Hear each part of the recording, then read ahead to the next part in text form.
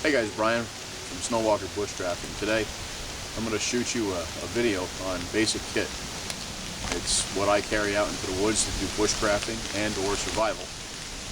I'm going to show you my basic 5-piece into a 10-piece, and then finally the whole progression into what I actually carry. I got a break in the weather. It's been raining all day. But I had a long discussion with a buddy of mine, Darrin, over at Eastwoodlandsurvival. You can check out his channel on YouTube. He did the same type of video. His kit and my kit are similar in a lot of ways, but I have some subtle nuances that are different.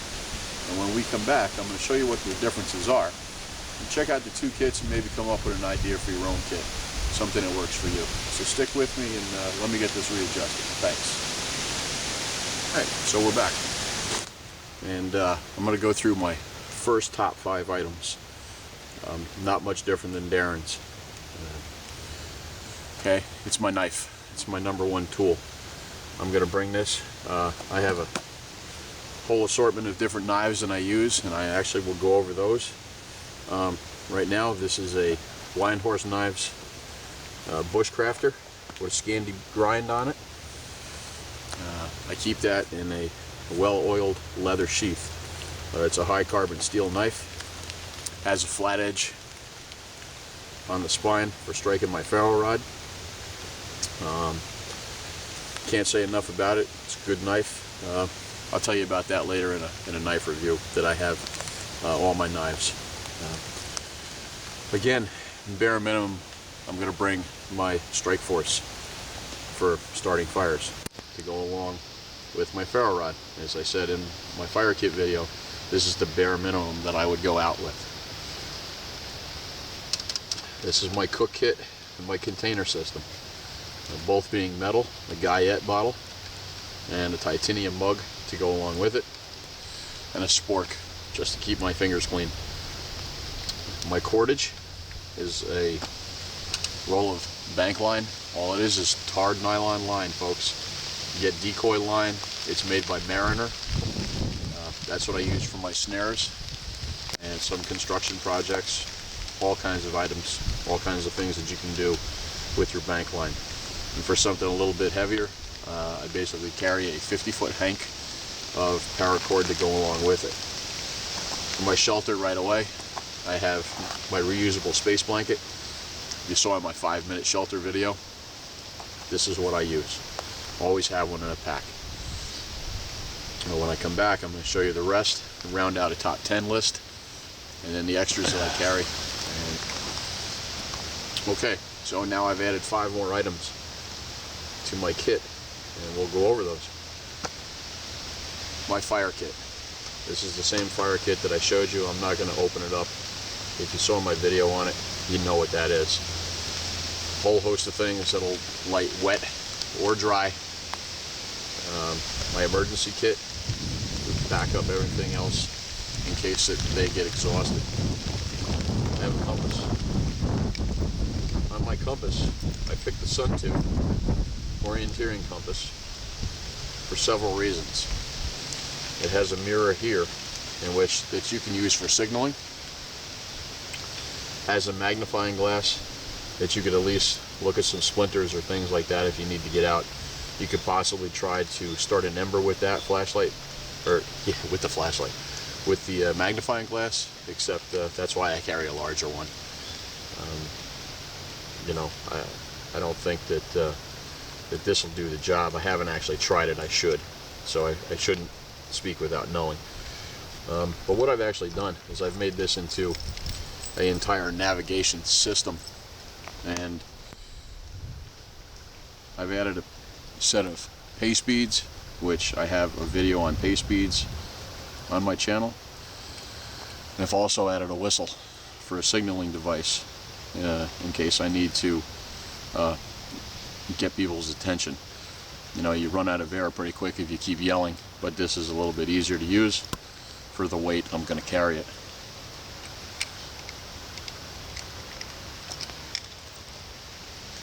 I added a saw.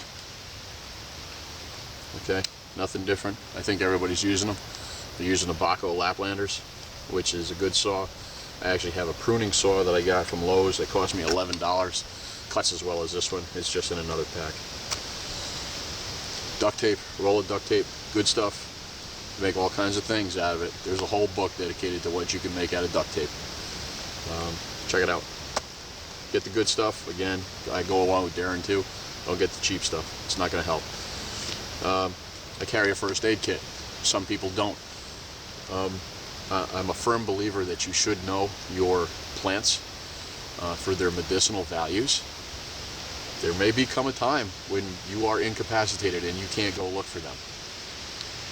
That's where a first aid kit is going to come in handy. I'm not going to get into a debate on the pros and cons.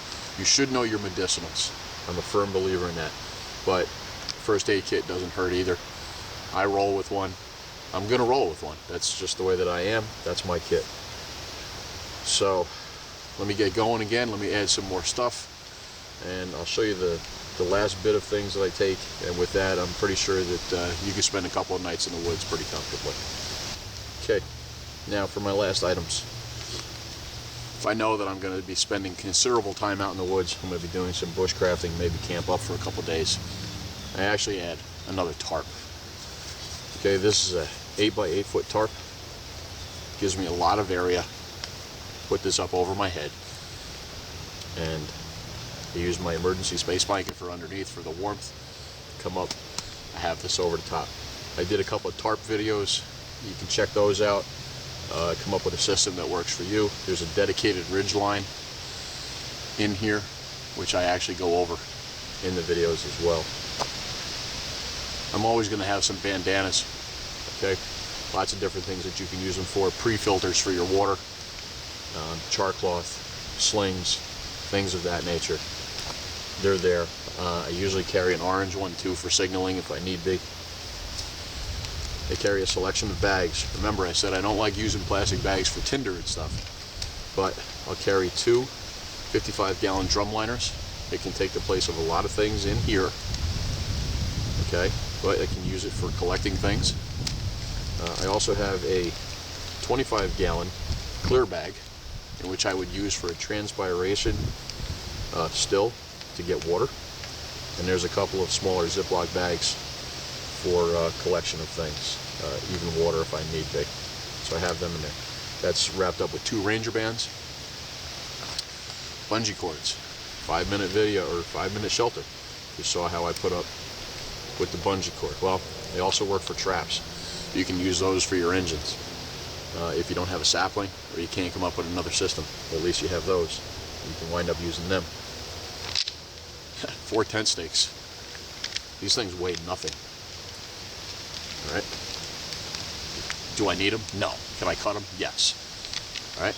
But you know what? For the weight, I'll carry them. My journal, any maps, pens, pencils, grid coordinator, compass, protractor, things of that nature. They're all contained in here. And the last thing I carry is basically a haversack. That's in case I need to pick up, I just want to do some quick scouting. I'll take a couple of these items with me, throw them in there, and I'm good to go. So that roughly translates into about 17 pieces of kit that you're going to bring. I can fit this all in a medium Alice pack, and there's plenty of room for other things if I need be. So again, there are some differences between mine and Darrin's, but there are similarities, and I think it's a good kit. One thing that I want to say is you have to remember, again, you have to design your kit around yourself. What works for you?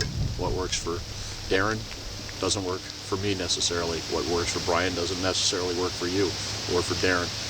You come up with your own system. You come up with the same things that work for you, okay? I will say that the 5 hardest things to recreate out into the wild are your knife, your fire system, your container, your cordage, and your shelter. So if you have those 5 things, you know, you're ahead of the game. Also, your kit will change week to week, month to month, day to day maybe, possibly. It all depends on the area of operation that you are going to be working in. Today's a rainy day. I could have, my first shelter would have started with, you know, my Gore-Tex jacket. The weather just broke right now. I'm not far from my house. It's not raining. I put on a wool sweater. I'm nice and warm. It's doing its job. So that's your first line of defense. You have to think about those things. So I don't want to draw it out too much more. I think everybody gets the idea. I thank you for your views. I thank you for your comments. And again, this is Brian from Snowwalker Bushcraft, and take it easy.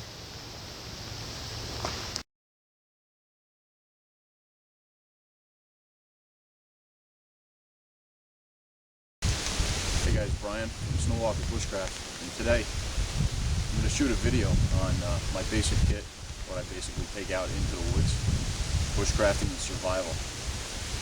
Had a long discussion with a buddy of mine, Darrin from Eastwoodlandsurvival. You can check his channel out. He did a video which is basically the same thing. His kit and my kit are similar in a lot of ways, but yet we have our subtle nuances and our differences. So when we come back, I'm going to show you what the differences is. What the differences is. That's good English, huh? What the differences are. And we'll get right back to it. Stick with me.